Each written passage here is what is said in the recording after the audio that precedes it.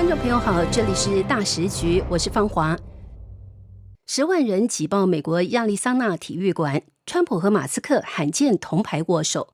最震撼的却是遗孀艾瑞卡当场原谅了那一名夺走丈夫生命的枪手，全场瞬间静默，随后爆发长达数分钟的掌声和泪水。这不是一场普通的丧礼，而是一场把信仰摆回国家舞台中心的集体宣告。川普在台上动情喊出：“我们要让上帝回来。”遗孀艾瑞卡含泪接棒丈夫的使命，要把信仰带回校园，把家庭带回国家。一场悲剧却意外地成为了美国保守派重建价值的起点。而就在这边喊出信仰回归的同时，太平洋另一端，中共却在用无神论与高压铁拳压制灵魂。两种制度，两条道路，正在形成最鲜明的对比。9月21号，美国亚利桑那州格兰戴尔的州立农场体育馆，保守派青年运动领袖查理·科克的追悼会座无虚席，现场人潮挤满了主场馆与周边转播会场，媒体估算入场与场外聚集者超过10万。保守派政要云集，总统川普、副总统万斯、国务卿卢比奥、战争部长海格塞斯、白宫资深顾问史蒂芬·米勒等轮番致辞。更吸睛的是，曾闹不愉快的川普与世界首富马斯克同台而坐，握手互动，双方在社群发同样的字样 For Charlie， 被解读为为了查理而重归于好。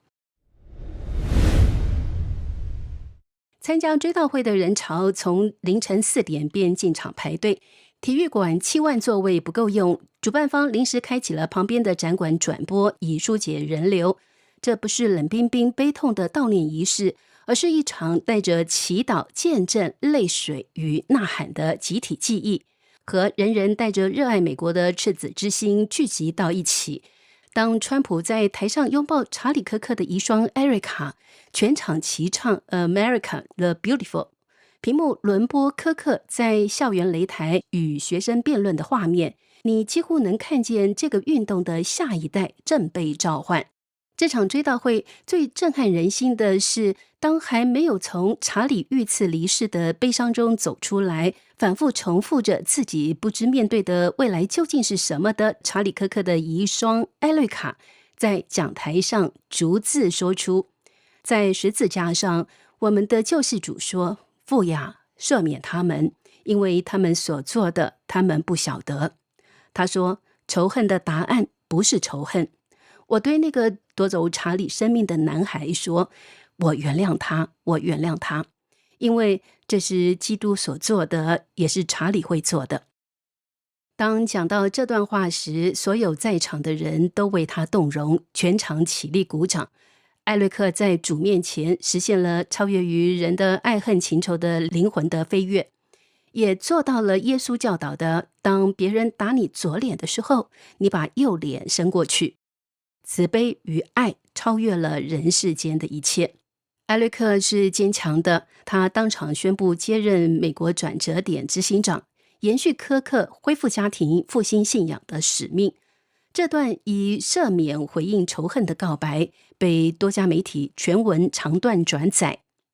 川普在讲话中语带情绪地表示，自己与科克不同之处在于科克不恨对手，盼对手得好，而他坦言，我恨我的对手。对于主掌美国未来走向的川普总统而言，美国需要把对上帝的敬畏重新摆正，否则国家根基会松动。川普动情地说，查理的人生经验告诉我们，永远不要低估一个人凭借一颗善良的心、一个正义的事业、一个乐观的精神以及不断战斗的意志所能取得的成就。川普几次重申，我们要让信仰回归美国，我们想让上帝回来。没有边境，没有法律秩序，没有信仰，就没有国家。他称科克为为自由殉道的烈士，并宣布将在白宫追授总统自由勋章。川普回忆说，科克每年做200多场的演讲，最擅长的不是骂，而是说服。他总是先给反对者递麦，让对方先发声，他追求的不是赢一场辩论，而是赢回一个人。当遗孀宣告原谅枪手，当川普说要把信仰带回公共生活，你会理解保守派正在重建的是一套积极的生活方案，把年轻人从空虚中带回家庭，把信仰带回校园，把德行带回政治。可可遇刺后，从国会山到各州校园自发悼念活动此起彼落。教堂、校园、社群平台上，许多的年轻人第一次公开为信仰做见证，第一次走进教会，第一次把圣经翻开。这些第一次的集合，构成了一场文化的慢波长复兴。正如艾瑞卡所说，我们没有看到暴动与革命，我们看到的是信仰在复兴。副总统万斯谈话紧扣柯克把信仰带回校园的主题。你不需要先同意他，先拿起麦克风，先把话说完。他以他们试图让我们沉默开场，继而把能自由谈论信仰定义为当代青年最稀缺的权利。甚至有人解读这番强调是他为2028年铺垫的价值主轴，一个愿意在全国舞台公开见证信仰的政治领袖。二，国务卿卢比奥聚焦柯克在年轻人中的特殊影响力。他不是靠标语取胜，而是靠一场场辩论、一段段对话，让那些被意识形态包装的口号回到常识与良知。他强调，政府的角色不是替代家庭与信仰，而是保障其自由成长的土壤。三，史蒂芬·米勒把焦点对准仇恨的商业化。同款印制的标语，被资助的街头动员，对不同声音的系统性压制。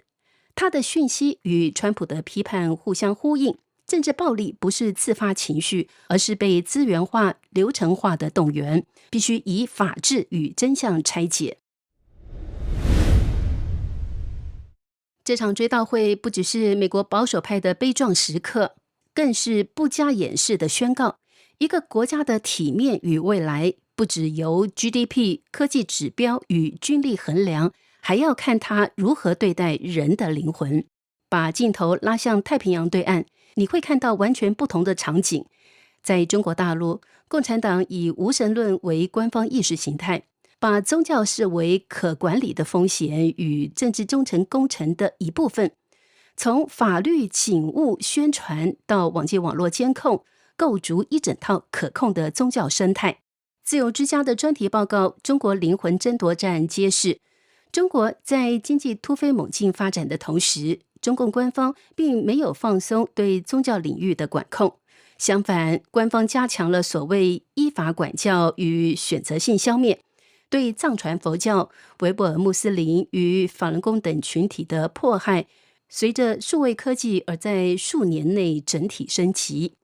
报告记录了信徒被拘押迫害的案例，并指出这种压制迫使亿万信徒，让中共独裁专制政权的公信力更进一步丧失。一、社会信任塌陷与创新受阻。当言说真理与实践信仰需要匿名与绕道，人与人之间形成的是防御性关系，创造性的协作成本飙升，长期拖累经济的高质量增长。二、法治被工具化，公权失其正当性。当司法服务于政治任务，警权凌驾基本权利，守法变成政治正确的附庸，最终破坏市场规则与社会稳定。三、国家文明叙事失灵。当政权拒绝承认人的超越性需求，只剩动员与恐惧，便需要更高频的维稳支出与更密不透风的监控来维系表面秩序，代价是社会的精神干涸与人才外流。这与柯克追悼会现场所呈现的信仰、家庭、国家三层回路形成鲜明对比。